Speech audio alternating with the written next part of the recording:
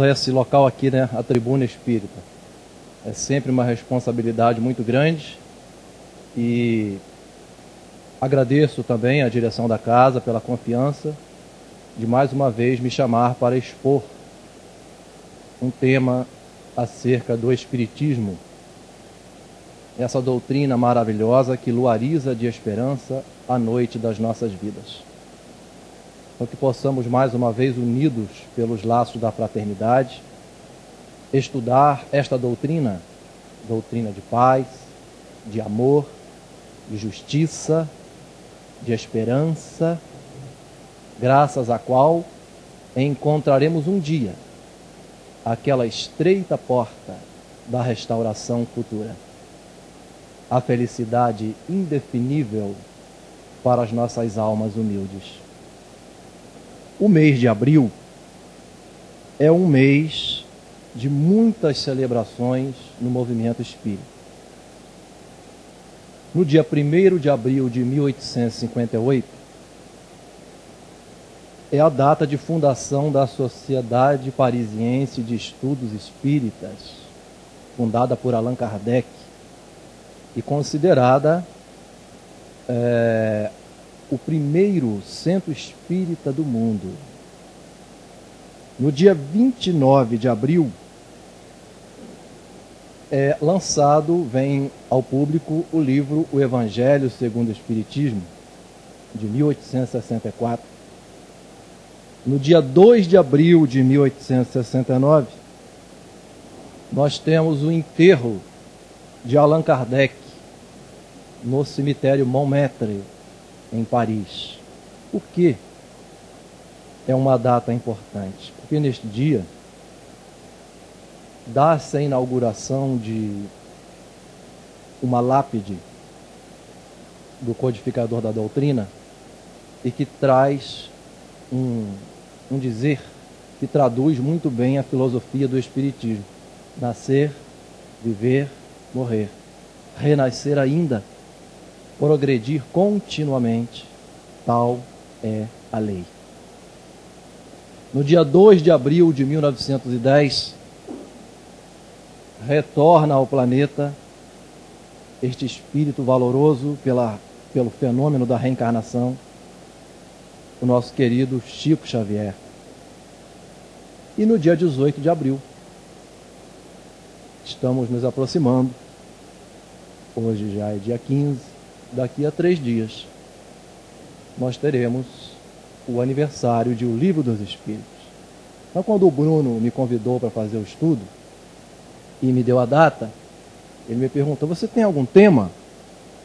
E eu imaginei que seria viável e até muito útil, né, talvez, trazer este tema em comemoração ao livro basilar da doutrina dos Espíritos, que é o Livro dos Espíritos.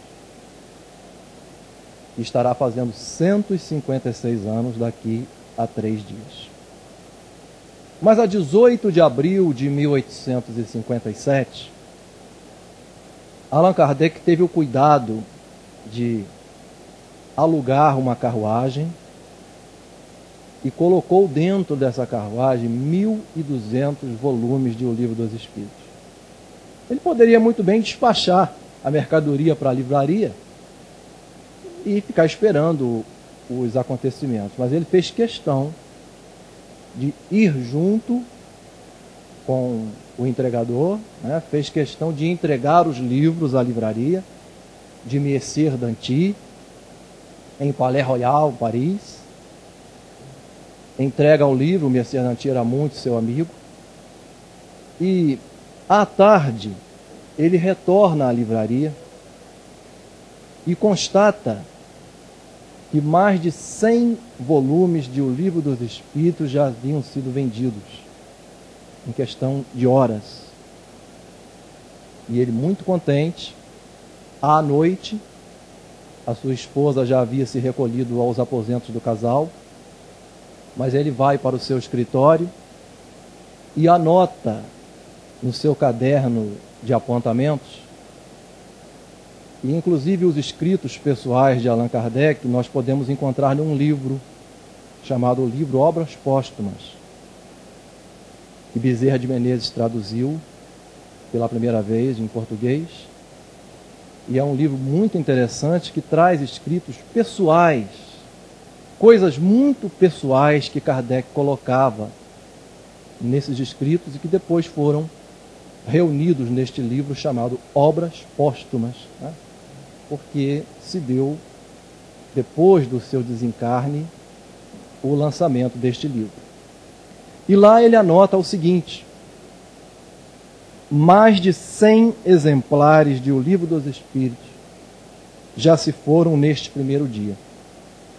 Cada volume será um grão de vida nova lançado no coração de um homem. Se algumas sementes caírem em corações maduros, haverá, por certo, gloriosas ressurreições. 1.200 sementes da verdade foram lançadas no terreno da opinião. Se uma só frondejar, vejam, meus queridos amigos, que Kardec nos fala, se uma só frondejar, o nosso trabalho já não terá sido em vão. O livro de hoje não é senão a primeira página da religião do futuro. À medida que o meio e o desenvolvimento dessa ideia nova o permitam, operar-se-á lentamente uma mudança de mentalidade, lutando contra adversidades poderosas. Veja que o Espiritismo já passou por muitas coisas neste planeta e ainda continua passando. E por que tudo isso? Os Espíritos já nos asseveraram, lá na questão 798, quando Kardec pergunta o seguinte, o Espiritismo se tornará crença comum ou ficará sendo partilhado como crença apenas por algumas pessoas? As entidades amigas responderam o seguinte: certamente que se tornará crença geral e marcará uma nova época da humanidade. Ocupará lugar entre os conhecimentos humanos. Terá, entretanto, de sustentar grandes lutas, mais contra o preconceito do que contra a convicção. Porque recentemente foi feita uma pesquisa acerca da reencarnação, onde se diz que 88% da população mundial admite a ideia da reencarnação. E por que essa ideia não é tão divulgada? Por que os fenômenos espontâneos de lembrança de outras vidas não são tão divulgados? Porque há um interesse aí por trás, que nós não sabemos definir muito bem o que é, o interesse que prejudica essas coisas, essas pesquisas que vêm à tona, que nós sabemos que existe. A todo momento há cientistas procurando e investigando a possibilidade da reencarnação como a única teoria viável para explicar todas as mazelas da humanidade. Mas o Espiritismo, conforme diz Kardec, ele marchará com os homens, sem os homens e apesar dos homens. Não por se tratar de um livro simplesmente religioso. Consideremos que Allan Kardec colocou, e se nós abrirmos o livro nós vamos ver, ele colocou no frontispício da obra a informação de filosofia espiritualista. Assim, este livro de filosofia necessita cada vez mais ser entendido e compreendido por toda a humanidade. Seus conceitos de quase 156 anos são por deveras atualizados num mundo que sofre transformações constantes a todo momento. Seus conceitos estão, algumas vezes, além do nosso tempo. Não só ontem, como hoje. À época de Kardec, falava-se muito na geração espontânea dos seres vivos. E Pasteur desmistificou isso aí, né? Porque ele isolou um corpo de bactérias, sem o contato com o ar, não produziu mais nada. Só que a doutrina já explicava na questão número 46 que a geração espontânea era possível, mas já existia um germe primitivo. Falava-se muito. E Kardec era, inclusive, um dos partícipes dessa ideia da geração espontânea. E depois ele voltou atrás. Kardec era humano. Ele voltou atrás e viu que aquilo não era possível sem o germe primitivo de origem, para dar seguimento à vida. E hoje, nos dias atuais, fala-se muito na educação. E qual a colaboração da doutrina para explicar a verdadeira educação? Porque a educação não é aquela que nós aprendemos apenas na escola e nos livros. Vejam o que Kardec coloca ao comentar a questão 685, item A. Há um elemento que não se costuma fazer pesar na balança da sociedade. Esse elemento é a educação. Não nos referimos à educação intelectual que se aprende nos livros, mas à educação moral, a que consiste na arte de formar caracteres, caráter das pessoas, né? A que incute hábitos novos. Porquanto, e aí vem a grande definição de educação da doutrina espírita, a educação é o conjunto dos hábitos adquiridos. Por isso que nós temos certeza que a nossa educação hoje é muito melhor do que há 10, 20 anos atrás. Porque com a doutrina espírita, nós aprendemos a adquirir valores novos. Isso é a educação verdadeira. E este livro principal de nossa doutrina, por que eu digo que é o livro principal? Se nós pegarmos o livro, aqueles que estão habituados a manusear o livro dos Espíritos, vão observar que ele é dividido em 4 partes, não é mesmo? A primeira parte, das causas primárias, que dará origem a um livro, a Gênese, editado em 1868. A segunda parte, do mundo espírita, ou mundo dos espíritos, que dará origem ao livro dos médiuns, 1861. A terceira parte, das leis morais, dará origem ao livro O Evangelho segundo o Espiritismo, 1864. E a quarta parte, das esperanças e consolações, dará origem ao livro O Céu e o Inferno, 1865. E aí forma, e essa expressão de Leon Denis eu gosto muito, um corpo de doutrina, um corpo doutrinário.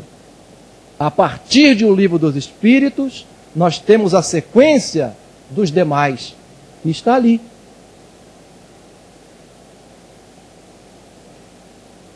E retirando argumentos, então, dessas 4 partes que acabamos de citar, nós vamos observar os espíritos e Kardec estudando a respeito de Deus, do mundo espiritual, das leis morais e das esperanças e consolações. O Livro dos Espíritos faz recordar o período de conhecimento de Deus sob o ponto de vista das revelações. Porque Moisés foi nada mais do que o primeiro período da revelação da divindade e apresentou ali na Bíblia, especificamente no Pentateuco, os 5 livros iniciais da Bíblia, uma visão de Deus algo desnaturada, de maneira chocante algumas vezes, de outras arbitrárias, mas de acordo com o conhecimento social e cultural de uma época. Moisés, como um médium inspirado, ele sabia perfeitamente que era necessário trazer aquela ideia de um Deus que punia, que castigava, o Deus dos exércitos. Era necessário. Talvez ele tivesse consciência de que Deus era simplesmente amor. Mas ele poderia falar que Deus era amor naquela época? Não. E então veio Jesus, levanta-se na montanha, e aí a visão de Deus é completamente diferente. Já não é mais um Deus antropomórfico, com os defeitos e qualidades humanas. É o Senhor do universo, em cuja casa pululam as diversas moradas às quais Jesus se referiu. Com o Espiritismo, por isso que Jesus o chamou de Pai. Com o Espiritismo, nós temos uma visão mais clara ainda da existência de Deus. E Kardec teve a preocupação de colocar, logo na primeira questão de O Livro dos Espíritos, a informação máxima de que Deus é a inteligência suprema, causa primária de todas as coisas, sendo único, imaterial, imutável, onipresente, onisciente, soberanamente justo e bom. Mesmo que a nossa visão de bondade não consiga compreender a bondade de Deus por trás de alguns acontecimentos, Ele ainda é bondade pura, é amor, é sabedoria. E pensando sobre Deus, às vezes eu me perco um pouquinho. E faço uma pergunta: será que Deus tem consciência? Ou será que Ele é a própria consciência? É uma visão que a física quântica, está trazendo. Eu acho que a doutrina, por ser uma doutrina tão abrangente e comportar tantos conhecimentos, e Kardec mesmo nos fala, se a ciência provar que o Espiritismo está em erro, ou trouxer alguma coisa nova, ele vai aceitar. Essa visão da física quântica de que Deus é a consciência, que nós somos a representação da consciência, de que o mundo material é a cristalização da consciência divina.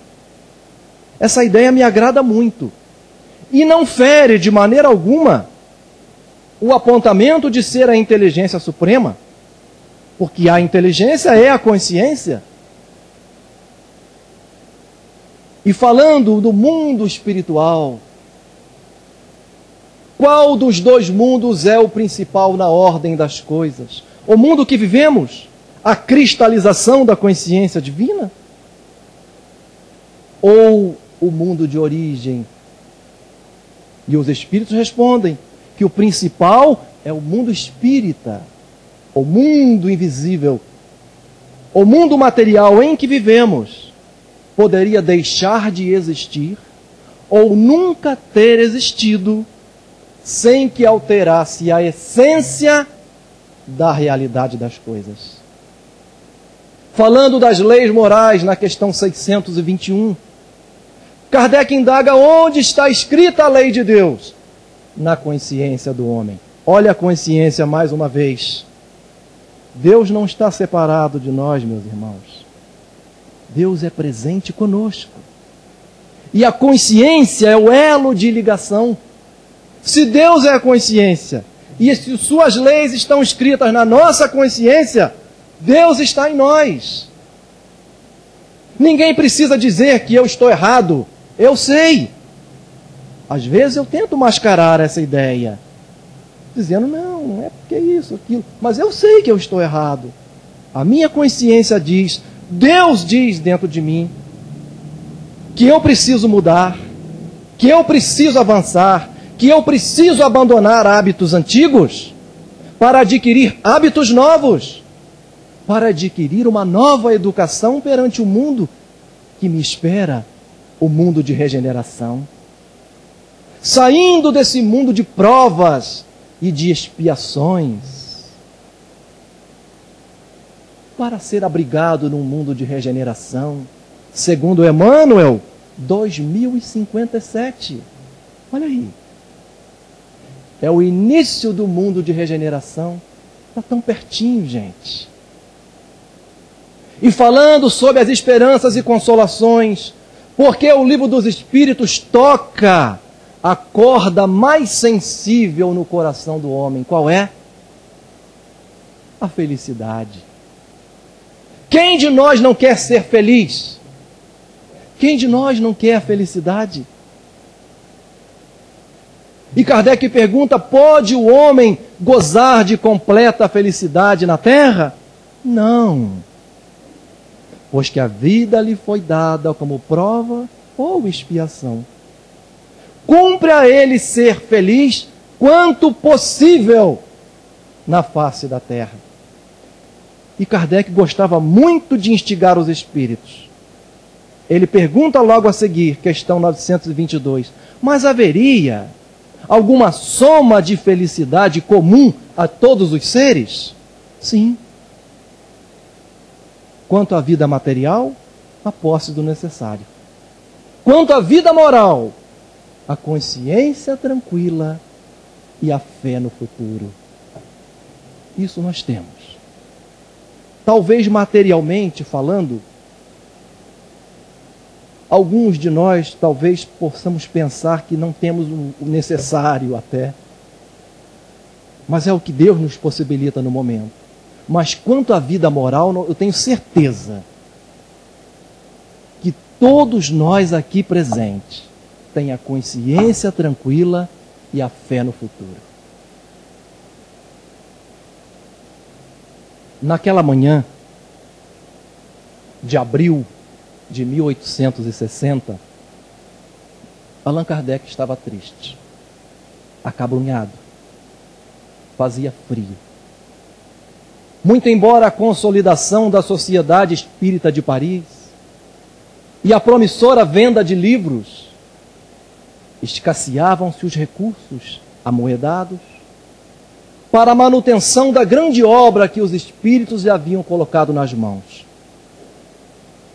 Missivas sarcásticas e violentas avolumavam-se à mesa. E quando mais desalentado se encontrava, penetra no gabinete a sua esposa, Amélie Gabrielle Baudet, a doce Gabi, a entregar-lhe uma encomenda cuidadosamente embrulhada. Kardec apanha aquele embrulho, abre e era um livro. E ele lê. Era um agradecimento de um homem por não haver cometido o suicídio. Ele explica que após a desencarnação da esposa, ele ficou desesperado e procurou a Ponte Marie sobre o rio Sena para pular. e ao fixar a mão na amurada para atirar-se, tocou em algo que caiu-lhe aos pés. Ele apanha, era um livro umedecido pelo orvalho da madrugada. Abre, meio irritado e curioso, e pôde ler: esta obra salvou minha vida. Leia-o com atenção e faça bom proveito. A. Lohan. E junto com o livro, o homem direciona a Kardec um agradecimento: Deus abençoe as almas que colaboraram na sua publicação. Assinado Joseph Ranier. Após a leitura da carta, Allan Kardec aconchegou o livro ao peito. Raciocinava não mais com desencanto e desalento, mas sim na pauta de radiosa esperança. Porque se uma só semente frondejar, o seu esforço não teria sido em vão. E hoje nós observamos aqui quantas sementes, quantas centelhas divinas eu posso ver daqui de cima. Em cada semblante de vocês, eu vejo essa semente que Kardec falou há mais de 156 anos atrás. Muito obrigado e muita paz para todos.